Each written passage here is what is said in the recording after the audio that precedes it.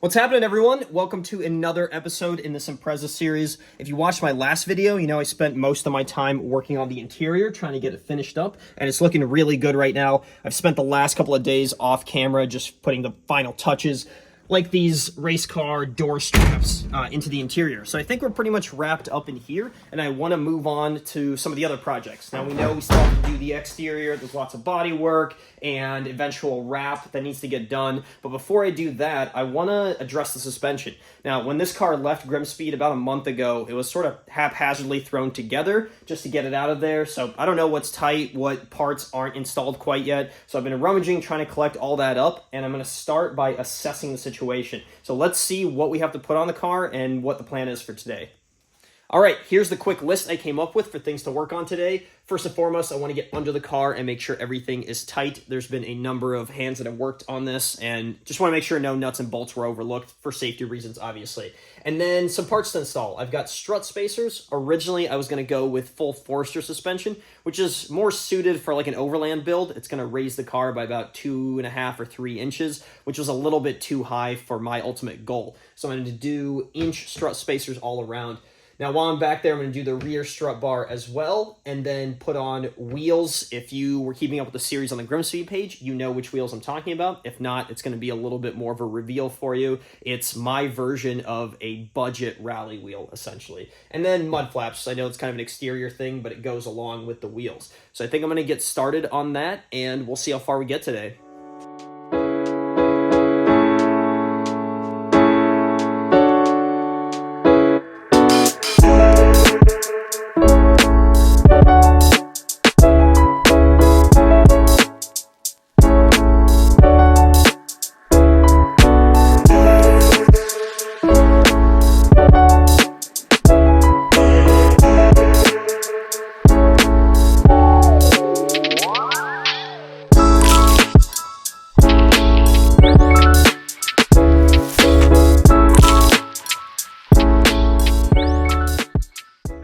All right, everything in the rear is tightened up, and I also had the chance to pull the rear strut. This is a KYB AGX strut with adjustable dampening, and then the OEM spring that I put on this setup. Basically, this was recommended to me because I needed to replace the OEM struts. They were blown all around, but I also couldn't spend thousands of dollars on suspension, so this was a good budget combo.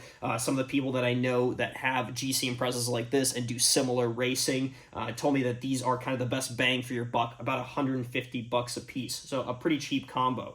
Now, what we're going to put on top of it is the Subtle Solutions inch spacers. Essentially, I'm going to knock out the studs here, and then these will go on top with some longer hardware. That's going to give us another inch of height over stock.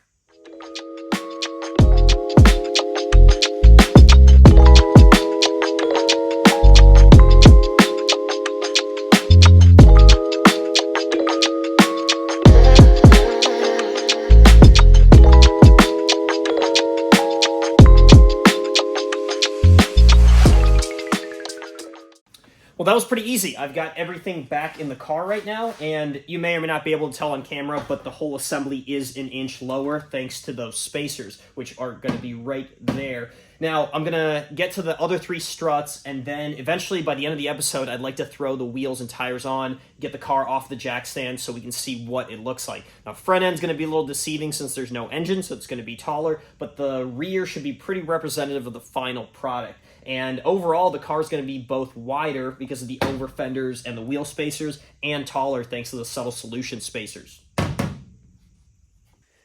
I just finished up the rest of the struts, but I haven't tightened the rears quite yet because I need to install the strut bar. So I've got the pieces ready to go on the strut towers, and then we're going to move on to the mud flaps and wheels.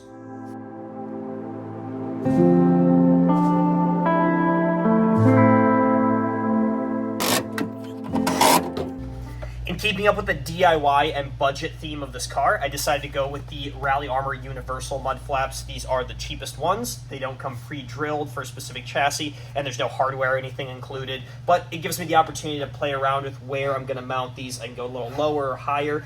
I'll likely end up fitting them just like that, and really it's as easy as sinking some hardware on the inside of here.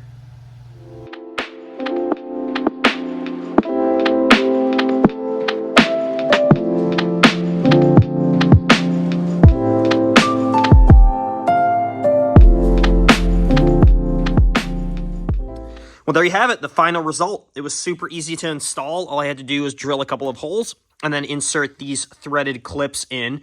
And it looks really good, especially with this JDM trim piece right here.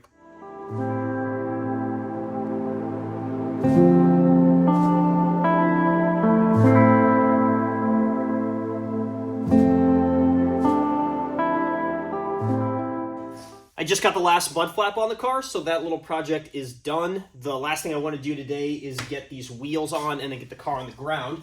So let me show you the setup that I decided to go with. Keeping in mind, it is budget friendly. So these are rims off of a 2002 WRX, and they're surrounded by Bridgestone Blizzak WS90 winter tires. It's a really good combination, and it's super budget friendly. The rims, they're like $100 to $200 for a set. The tires, depending on when you buy them, $350 to $400, and then I also have a little bit of Grimspeed BBS gold paint and clear coat over the top just to freshen things up a little bit. So this is a combination I use on my other daily winter cars, and it's super awesome without breaking the bank. I think it's going to do good on this car. It's going to look really nice with the rest of the aesthetic, the mud flaps, the eventual wrap, and the stance of this car. So I'm going to get these on. I'm going to throw on some Faction Fab lug nuts, and then we're going to get a chance to see this car on the ground.